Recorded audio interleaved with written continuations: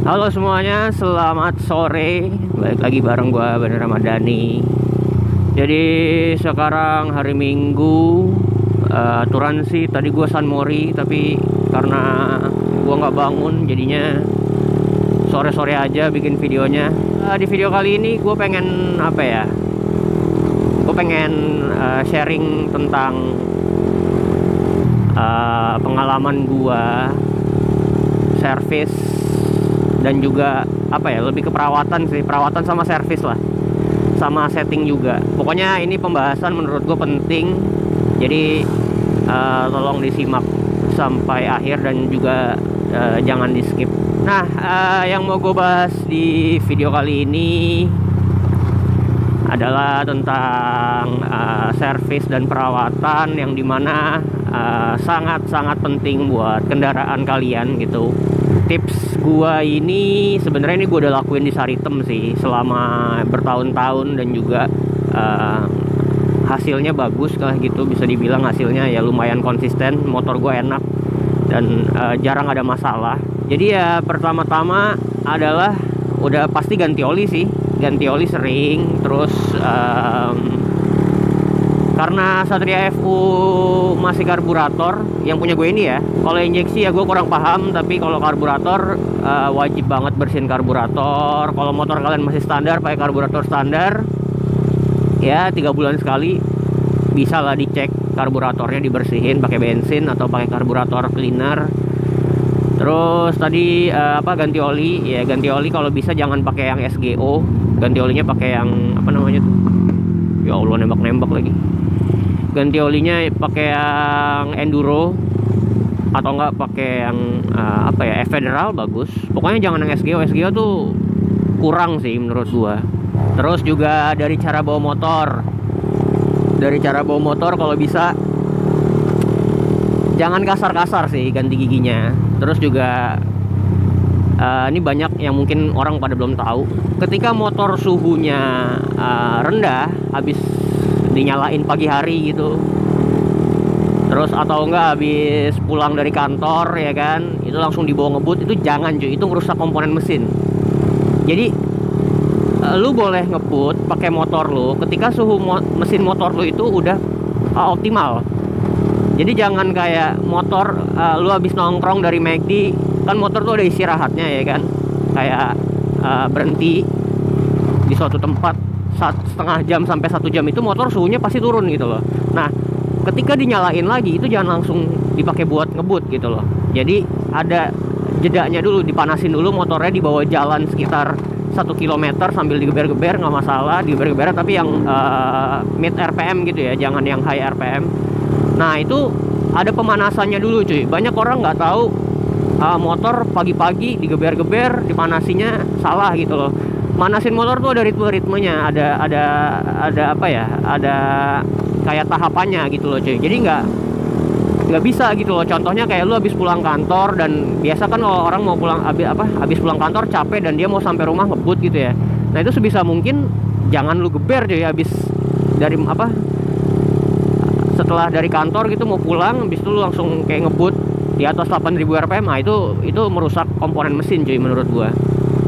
Jadi tunggu dulu motor lu di stretching gitu ya, sama kayak tubuh manusia sih.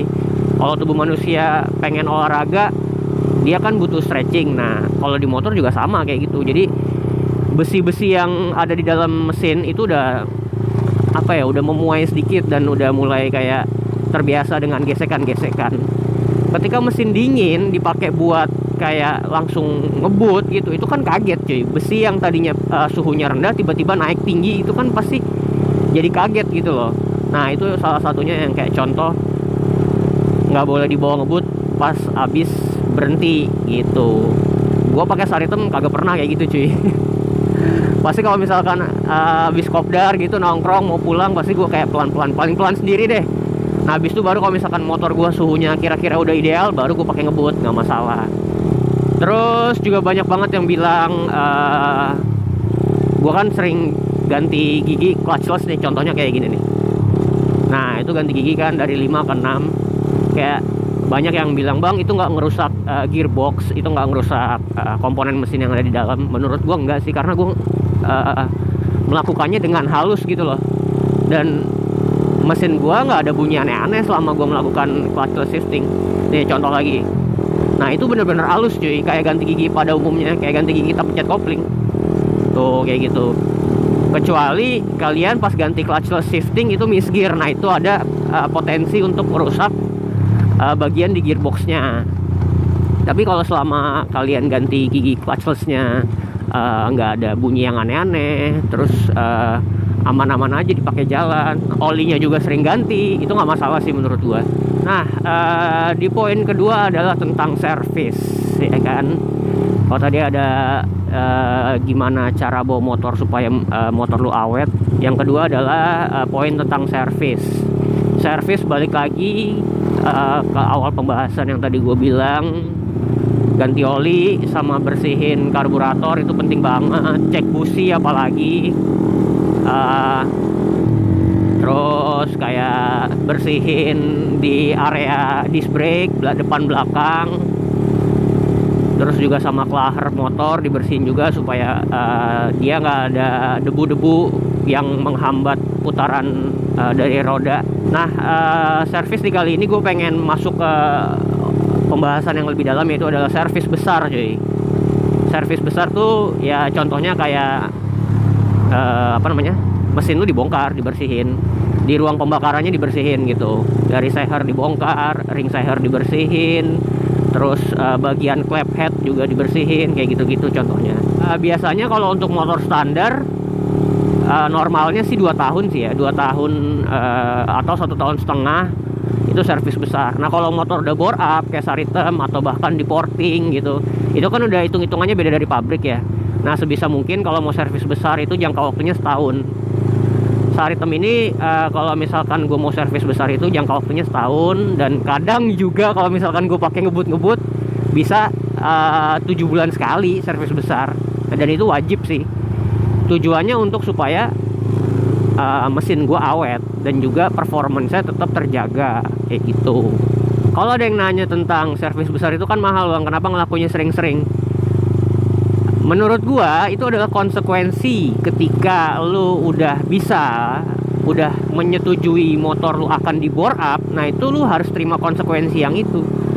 Daripada motor lu nanti jebol dan gak enak dipakai, mendingan lu rutin servis besar ketika motor lu udah gak enak.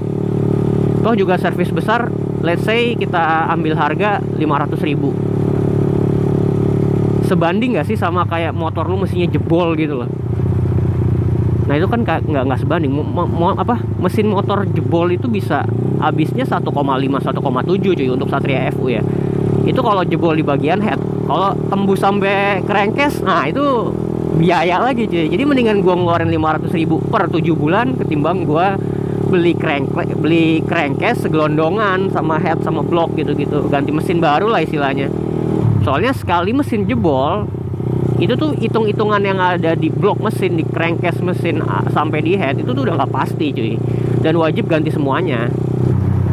Gue tuh sayang banget sama headnya Saritem, jadi kayak wah mendingan kalau gua motor udah nggak enak, udah rada aneh-aneh sedikit ya gue udah pasti cek ke Mas Andi gitu loh, servis besar. Dan yang paling penting ini ya setting ketika pas habis servis besar cuy. Jadi kalian bakal ngerti sih, maksudnya kayak motor setelah di servis besar dan sebelum di servis besar itu pasti berubah settingannya. Karena motor yang habis di servis besar itu performance-nya udah pasti gila cuy. Jadi kayak mesin baru aja gitu. Apalagi habis komponennya diganti-ganti kayak pair clap habis diganti-ganti gitu, itu perlu disetting ulang. Nah, setting ulangnya itu di mana? Setting ulangnya itu ada di CDI. Kalau misalkan kalian pakai CDI yang programmable kayak gua, di karburator itu wajib banget. Pilot jet, main jet disetting, terus air screw putaran angin juga wajib disetting gitu. Itu dua hal yang wajib disetting sih. Bahkan gua habis habis di servis besar itu gua setting shock depan cuy, karena motor gua setting shock belakang. Gua setting shock belakang waktu pas motor gua habis servis, karena powernya Saritem pas habis di servis, pas habis komponen mesinnya diganti itu berbeda banget cuy. Berbeda dalam arti ya powernya nambah, dan gue harus setting ulang gitu loh, setting ulang semuanya. Terus pilot jet dan main jet minta besar, apalagi waktu itu gue pasang ram air intake kan. Nah kayak gitu-gitu juga harus diperhatiin, disetting ulang. Pokoknya semakin lama kalian bawa motor kalian, motor sendiri gitu ya, nah itu juga akan kayak meningkatkan sense itu apa sih? Sense itu kayak feel berkendara, kayak motor gue berubah nih settingannya, motor gue berubah nih powernya, kayak gitu-gitu. Itu sih kayak pembahasan menurut gue orang jarang tahu. Ketika motor kalian pengen awet, terus motor kalian juga pengen kayak performance-nya stabil, konsisten, segitu-segitu aja dan nggak ngurang gitu. Nah itu yang gue terapin di Saritem bertahun-tahun cuy. Makanya even Mas Andi pun itu kaget motor gue tuh kenapa bisa awet segini panjangnya umurnya gitu ya. Saritem tuh umurnya panjang, dari bore up sampai sekarang tuh alhamdulillah belum ada masalah yang bener-bener nguras kantong gua gitu ya, selain crash gitu. Kalau crash kan udah pasti kayak body hancur. Nah di mesin sih untungnya belum ada, dan gue juga nggak pengen mesin gue berantakan, karena dengan mesin yang gue build sekarang ini gue udah bener-bener cocok dan mantep gitu loh. Jadi gue nggak perlu kayak adaptasi bawa motor baru, kayak mesinnya diganti ini itu segala macem. Gue udah bener-bener nyaman dengan karakter mesin Saritem yang sekarang gitu cuy.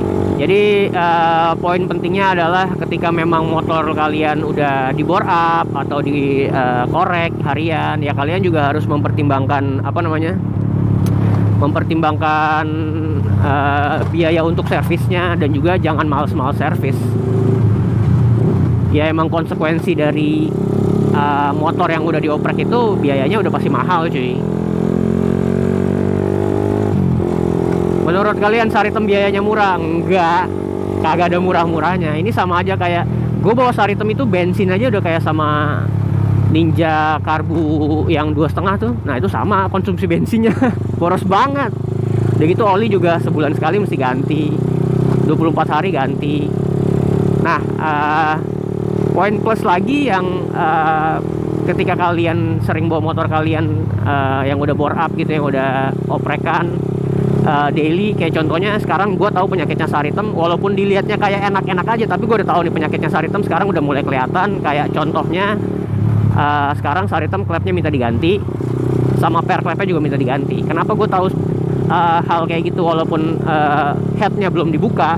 Karena gue ngerasain cuy, atasnya mulai agak ngurang nih Saritem. Walaupun mungkin kalau dilihat dari video-video yang gue upload sebelum-sebelumnya itu baik-baik aja, padahal enggak, atasnya ini udah agak ngurang performance-nya.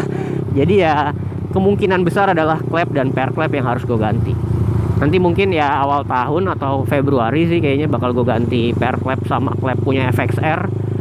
Soalnya material dari FXR itu kan dia beda dari FU CKD yang lokal.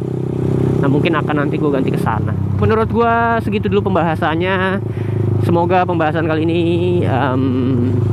bermanfaat buat kalian pengguna-pengguna motor Satria FU. Terima kasih banyak yang udah nonton video gua. Jangan lupa like, comment, share, dan subscribe video-video gua.